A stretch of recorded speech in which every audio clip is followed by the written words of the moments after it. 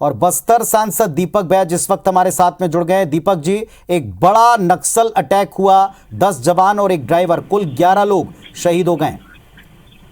निश्चित रूप से बड़ा नक्सल अटैक है और इस घटना से हम लोग सब लोग, बस्तर की जनता, हम लोग सभी स्तब्ध हैं, क्योंकि ये बड़ी घटना है और इस तरह की घटना ना हो इसके लिए शासन प्रशासन हम लोग लगातार सावधानी बरतते हैं। लेकिन मैं समझता हूँ कहीं न कहीं नक्सलियों का अंदरूनी क्षेत्र जो घटना हुई है वो जिला मुख्यालय से काफी अंदरूनी क्षेत्र है और नक्सली एरिया है, लेकिन तब भी वहां से कैंप और थाना खुलने के बाद बहुत सा मूवमेंट वहां पे कम हुआ है। लेकिन नक्सलियों का, मुझे लगता है कि नक्सलियों का कहीं न कहीं जमावड़ा होने की सूचना फोर्सेस को मिली थी। वो सादासर फोर्स वहां मूवमेंट करने गई थी और कहीं न कहीं इसी का खामियाजा है कि नक्सलियों का इसका फायदा, मतलब मुझे लगता है कि मूवमेंट उनका होना और वो प्लानिंग के साथ एम्बुश लगाना, मुझे लगता है कि कहीं न कहीं बहुत बड़े प्लानिंग के साथ उन लोगों ने इस घटना को अंजाम देने के पूरे रणनीति बनाए थे और कहीं न कहीं उसमें सफल हुई है। मैं समझता हूँ बड़ी घटना है और हमेशा वो ये गर्मी के दिनों में इस तरह की घटनाओं को अंजाम देते हैं जहां हम लोग को लगातार सतर्क और सावधानी रहने की आवश्यकता है और उसमें और लगातार नक्सली सिमट गए हैं, लगातार सीमित क्षेत्रों में है। इस वजह से नक्सली बौखलाए हुए भी है और वो अपना उपस्थिति, बड़ी घटना देकर अपना उपस्थिति दर्ज कराना चाहते हैं, तो इसमें नक्सली कहीं न कहीं सफल हुए हैं। दीपक जी, आपसे बेहतर उस इलाके को कौन जानेगा, लेकिन यहाँ कुछ सवाल बार बार उठाए जा रहे हैं। रोड ओपनिंग पार्टी के बिना क्या जवान निकले थे? वाहन का इस्तेमाल उस इलाके में क्यों कर रहे थे जहां आप स्वयं स्वीकार करते हैं कि वो घोर नक्सल इलाका है और ये वही अरनपुर जकरगुंडा मार्ग है जो वर्षों से चालू करने को लेकर खूब प्रयास किए, तब जाकर ये शुरू हो पाया। तो इसे आप किस तरह देखते हैं? क्या कोई चूक आप यहाँ देखते हैं?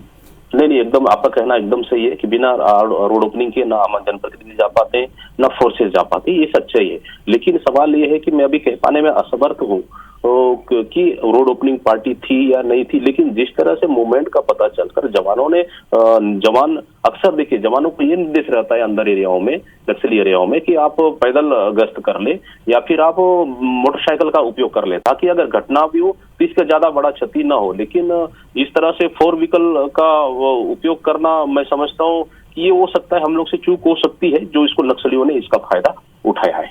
हालांकि हम सब जवानों के साथ हैं, हम सब उनके मनोबल को सलाम करते हैं, हम सब उनके प्रयासों को सलाम करते हैं। IBC 24 को भी, उनके तमाम दर्शकों को भी इस शहादत का बेहद दुख है और फक्र भी है कि जवान जिस तरह का काम लगातार उस इलाके में अंजाम देते हैं।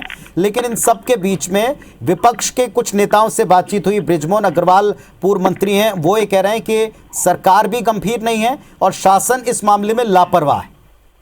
नहीं, देखिए, इस तरह की घटनाओं अगर घटती है तो इस पर राजनीति नहीं करना चाहिए। पूरे क्षेत्र की जनता और जनप्रतिनिधि और पूरे शासन प्रशासन एक होकर हम लोग काम करना चाहिए। राजनीति करने का वक्त नहीं है, राजनीति करने के वक्त तो 24 घंटा पूरे 12 महीना है। लेकिन जिस तरह से घटनाएं हुई, इससे जवानों की मनोबल कम होगी। हम लोग को जवानों की मनोबल कम करना नहीं है, उनके जवानों की मनोबल को बढ़ाना है, परिवार की मनोबल को हमको बढ़ाना है, ये पहले दायित्व है।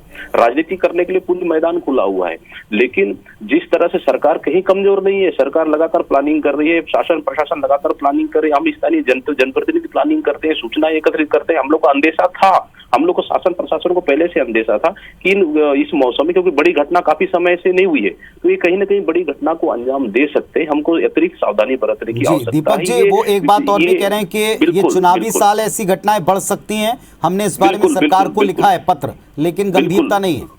नहीं, गंभीरता है, सरकार गंभीरता से काम करे, इसी का नतीजा है। अब पिछले 5 सालों का आंकड़ा आप उठा के देख लीजिए और इस 4 साल का आंकड़ा उठा के देख लीजिए। हम इंकार नहीं कर रहे हैं नक्सली कम हुए, घटनाएं नहीं हुई है, लेकिन पिछली सरकार में हर 1 महीना घटनाएं होती थी, बड़ी बड़ी ब्लास्ट होती थी। लेकिन इस समय साल में 1 से 2 बड़ी घटनाएं हुई है, हम इंकार नहीं कर रहे हैं इस पे।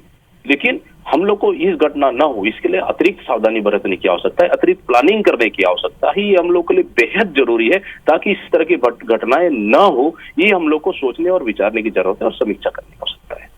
शुक्रिया आपका हमारे साथ जुड़कर बातचीत करने के लिए। दीपक बैज, बस्तर सांसद, उनको आप सुन रहे थे।